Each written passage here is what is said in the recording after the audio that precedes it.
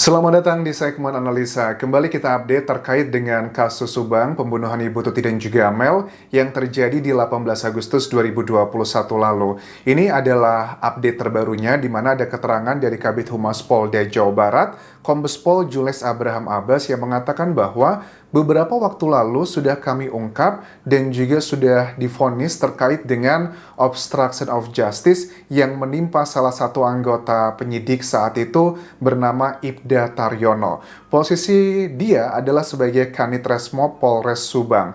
Tetapi mengenai sosok Ibda Taryono ini sudah beberapa kali kita bahas ya dalam channel YouTubeku. Ini misalnya adalah pada saat kita membahas kok ada beberapa kejanggalan dari beberapa oknum ini. Misalnya kalau Ibda Taryono itu pada pembahasan di 2 tahun terakhir ini kita tuh curiga gitu. Kenapa Ibda Taryono itu bolak-balik ke area TKP dan kesannya ada bagian yang menyulitkan tim Inavis. Nah, ternyata memang ada bagian yang linier, walaupun ini aku yakin masih belum seutuhnya sih. Kesannya masih ada yang disembunyikan gitu. Kalau menurut putusan dari statementnya Kabid Humas Polda Jawa Barat, kategorinya dari perilaku Ibda Taryono ini adalah obstruction of justice atau merintang-rintangi penyidikan pada perbuatan menguras bak mandi sehari setelah kejadian 19 Agustus 2021.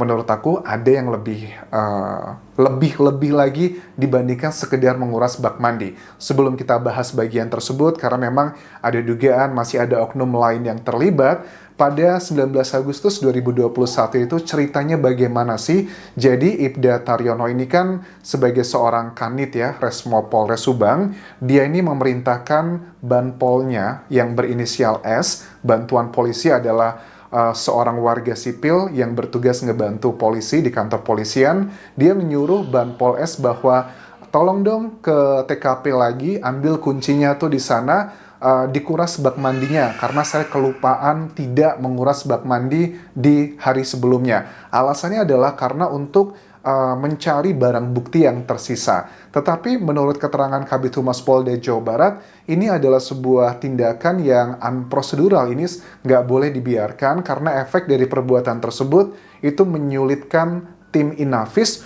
untuk melakukan olah TKP karena ada barang-barang atau bagian-bagian yang sudah tidak sesuai lagi dengan kejadian yang pertama. Sebenarnya menurut aku bagian menguras bak mandi itu cuma bagian kecil doang loh. Karena jujur waktu Ibda Taryono itu beberapa isu-isu yang dulu merebak di masyarakat pembahasan kasus Subang itu karena Ibda Taryono ini dekat dengan seseorang. Ya, let's say to the point aja, salah satu saksi yang cukup kontradiktif dan juga fenomenal di kasus Subang adalah Mulyana. Jadi ada dugaan waktu itu Taryono itu berkomunikasi dengan Mulyana, kemudian ada komunikasi A, B, C, dan D. Walaupun suka tidak suka hukum kan harus ada pembuktiannya, nggak cuma sekedar asumsi belaka aja. Lantas apa hubungannya gitu? Kalau sudah Taryono diberikan vonis, karena kan pasal yang dilanggar ini pasal 221 KUHP, hukumannya hanya 9 bulan penjara. Dan memang dari aturan yang aku lihat, kalau polisi terkena dengan hukum pidana ataupun juga hukumannya nggak nyampe 2 tahun atau 5 tahun, kayak 2 tahun ya, itu kan nggak harus di PTDH kan ya. Kalau hukumannya di atas 2 tahun baru di PTDH kan, sama seperti kasus dari Sambo dulu kan begitu juga. Baradae kan tidak di PTDH kan karena hukumannya di bawah 2 tahun penjara. Nah, sama juga untuk Ibda Taryono ini tidak diberhentikan sebagai anggota polisi, tapi jabatannya diturunkan. Nah, itu adalah bagian pertama terkait dengan Ibda Taryono, teman-teman. Terus ada salah satu bagian yang juga nggak kalah menariknya, ini terkait dengan kuasa hukum. Ada Sylvia Devi yang mengaku sebagai kuasa hukum terbaru dari Yosep, Abi, Arigi, dan juga Mimin. Sylvia Devi ini sudah mendaftarkan untuk mengajukan kasasi ke Yosep ya ke Pengadilan Negeri Subang, karena pada saat dia bertemu dengan Yosep untuk berganti kuasa hukum, kan pasti ada surat kuasa, harus ngobrol dulu dengan kliennya. Yosep meyakinkan Sylvia bahwa saya itu tidak bersalah begitu, saya itu difitnah, saya itu salah tangkap dan sejenisnya. Well, itu adalah bagiannya kuasa hukum, ya dipersilahkan saja. Kalaupun memang Yosef bersalah pun, memang boleh secara undang-undang dan wajib bahkan kalau hukuman di atas 5 tahun penjara harus didampingi dengan kuasa hukum. Tetapi ini kan proses yang diajukan bukan lagi level pengadilan negeri atau pengadilan tinggi, tetapi adalah kasasi. Yang fungsi dari kasasi itu adalah untuk membatalkan putusan PN dan juga PT. Yosef kan sudah divonis ya dengan hukuman 20 tahun penjara ya teman-teman, terakhir ya.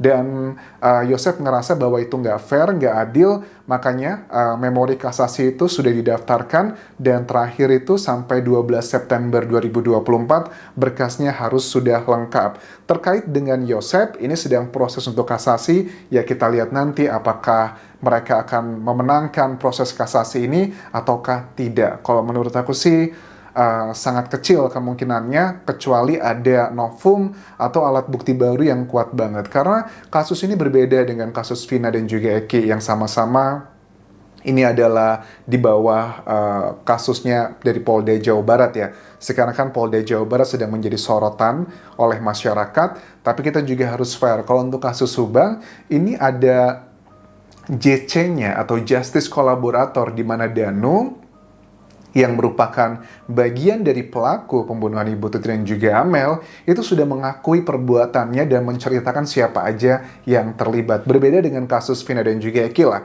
Kalian sudah tahu kalau mereka kan ada dugaan ini adalah salah tangkap dan juga tidak ada peristiwa pembunuhan tersebut, tapi lebih cenderungnya adalah kecelakaan. Nah, lantas bagaimana dengan Yosef, Mimin, Abi dan juga Arigi? Karena dari dua orang yang sudah dikategorikan sebagai pelaku adalah Yosef dan juga Danu, mereka sekarang sedang menjalani hukuman. Yosef 20 tahun penjara dan Danu kalau nggak salah 4 tahun penjara ya teman-teman ya. Sementara Mimin, Abi dan Arigi itu mereka sudah ditetapkan sebagai tersangka. Terus juga mereka sudah mengajukan sidang pra-peradilan dan mereka pun sidang pra-peradilannya kalah. Yang artinya ini kan sama kayak waktu kasusnya Peggy Setiawan, yang kasus Vina Eki, di pra-peradilannya Peggy Setiawan menang gitu. Akhirnya dia nggak jadi tersangka. Tapi kalau di kasus ini, Mimin, Abi, Arigi dalam pra-peradilannya sudah kalah. Mereka dinilai oleh hakim tidak ada kekeliruan dari pihak Polda Jawa Barat menetapkan mereka sebagai tersangka. Tetapi uniknya, sampai sekarang, sampai detik ini, status mereka cuma tersangka doang, tapi tidak dilakukan penahanan, bahkan berkasnya pun masih belum dilimpahkan ke pengadilan atau sampai kejaksaan. Kita nggak ngerti tahapan berikutnya apa. Kalau memang Mimin, Abi, dan Arigi bukanlah tersangkanya, kenapa nggak dicabut aja? Kan kasihan dong, masa orang nggak bersalah gitu dibiarin statusnya menjadi tersangka sebegitu lamanya. Kalau memang mereka bersalah, ya harus juga dong segera disidangkan agar kasus ini bisa lebih clear gitu. Karena kasus Ibu Tuti dan juga Amel itu prosesnya cukup panjang teman-teman, dan kejanggalan-kejanggalannya itu banyak banget, plus ya alat bukti yang berhubungan dengan data ilmiah itu sudah banyak banget. Terkait dengan Danu, Justice Collaborator dalam kasus ini, Danu pun juga mengatakan dengan tegas di malam kejadian tersebut 17 Agustus menuju 18 Agustus, ya memang ada sosok Mimin, Abi dan juga Arigi yang bersama-sama menghabisi Bu Tuti dan juga Amel bersama Danu dan juga Pak Yosef. Peranannya dijelaskan, menurut Danu, Mimin tidak melakukan hal tersebut, dia hanya membantu memandikan Bu Tuti dan juga Amel. Karena pada saat mereka diletakkan di mobil bagasi warna hitam tersebut kan sudah dalam kondisi bersih, tidak ada baju kain sehelai pun, tujuannya adalah untuk menghilangkan sidik jari dan sejenisnya. Sementara untuk Abi dan juga Rigi, menurut Danu, peranannya juga sama seperti dia. Mereka bersama-sama membantu untuk megangin tangannya Amel, megangin tangannya Bu Tuti, kemudian melakukan A, B, C, dan D. Mereka ada terlibat dalam peristiwa tersebut. Tetapi Yosef sampai akhir persidangan pun, dia masih tetap kekeh mengatakan bahwa saya itu difitnah, saya itu tidak bersalah dalam kasus ini. Bagi aku pribadi, ada dua alat bukti yang sangat tidak terbantahkan yang menunjukkan bahwa Yosef terlibat dalam peristiwa ini. Pertama adalah suka tidak suka keterangan Danu, dia adalah justice collaborator. Yang kedua adalah dari data, yakni adalah scientific terkait dengan noda merah di bajunya Yosef yang merupakan noda merah dari Bu Tuti dan juga Amel. Bagaimana ceritanya? Ada noda merah di bajunya dengan titik-titik tersebut yang letaknya berada di balik kancing dan juga di balik kerah, yang itu tipikal bukan noda merah yang terkena cipratan, tapi berasal dari sumbernya langsung. So, ini bagian yang sedang kita nantikan untuk ketiga tersangka dari kasus Subang ini. Dan jujur, untuk anggota polisi yang terduga terlibat dalam kasus ini, apakah kalian yakin hanya Ibda Taryono saja, ataukah masih ada lagi oknum-oknum yang lainnya? Kita akan nantikan bagaimana kabar selanjutnya dari Polda Jawa Barat untuk kasus Subang ini, karena Ibu Tuti dan juga Mel pasti juga sedang menantikan keadilan di dunia ini. Walaupun kita tahu hukum itu bukanlah alat balas dendam, tapi suka tidak suka dengan sebegitu banyaknya kerja keras yang telah dilakukan oleh penyidik, masa sih tidak bisa diselesaikan kasus ini untuk ketiga tersangka tersebut? Apakah mereka harus dibebaskan? Apakah mereka harus segera disidangkan? Sampai jumpa lagi di video berikutnya. Bye.